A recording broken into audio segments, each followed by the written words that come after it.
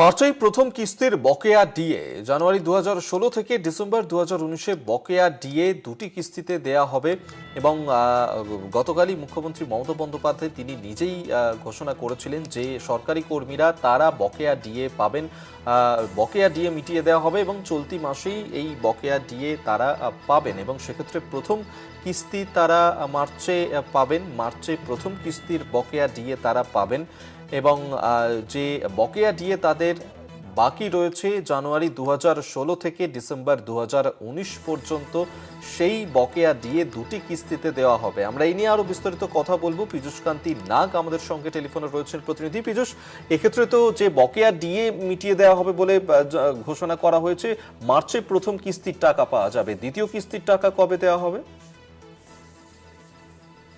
দেখো, মুখ্যমন্ত্রীর ঘোষণা মতো আজকে পশ্চিমবঙ্গ সরকারের ওয়েবসাইটে কিছুক্ষণ আগেই একটি বিজ্ঞপ্তি প্রকাশ হয়েছে।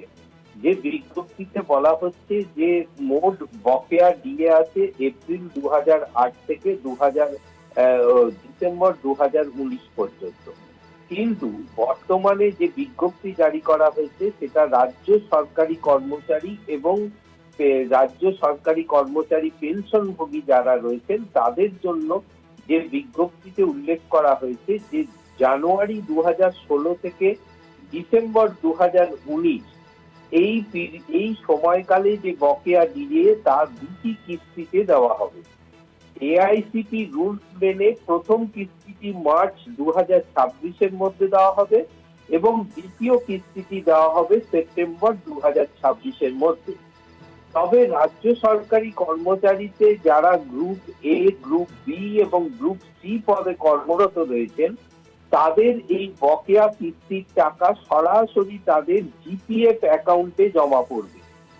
এই জিপিএফ অ্যাকাউন্টে যে জমা পড়া যে অর্থ তার লকিং পিরিয়ড থাকবে 24 মাস, অর্থাৎ 24 মাস এই অর্থ তারা তুলতে পারবেন না জিপিএফ অ্যাকাউন্ট থেকে।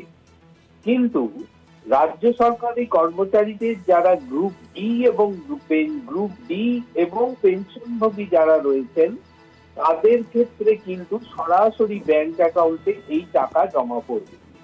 এখন এপ্রিল 2008 থেকে 2015 ডিসেম্বর 2015 এই সময়কালে যে বকেয়া দিয়ে তা পরবর্তীকালে সরকার নির্ধারিত করবেন যে কটি কিস্তিতে দেওয়া হবে, সেই সুপ্রিম কোর্টের নির্ধারিত কমিটির সঙ্গে আলোচনা করে এবং সেইটি নির্ধারিত হবার পরে তারপরেই কিন্তু সেই বিষয় সেই সময়কালের অর্থাৎ এপ্রিল 2008 থেকে ডিসেম্বর 2015 পর্যন্ত এই সময়কালে বিজ্ঞপ্তি জারি করা হবে।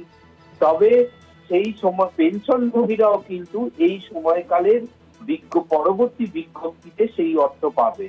অর্থাৎ রাজ্য সরকারি কর্মচারীদের মধ্যে যারা গ্রুপ এ, গ্রুপ বি এবং গ্রুপ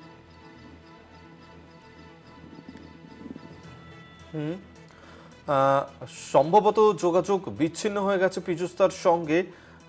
আপাতত ধন্যবাদ পীযূষদা। পীযূষকান্তি নাগ আমাদের সঙ্গে টেলিফোনে ছিলেন প্রতিনিধি।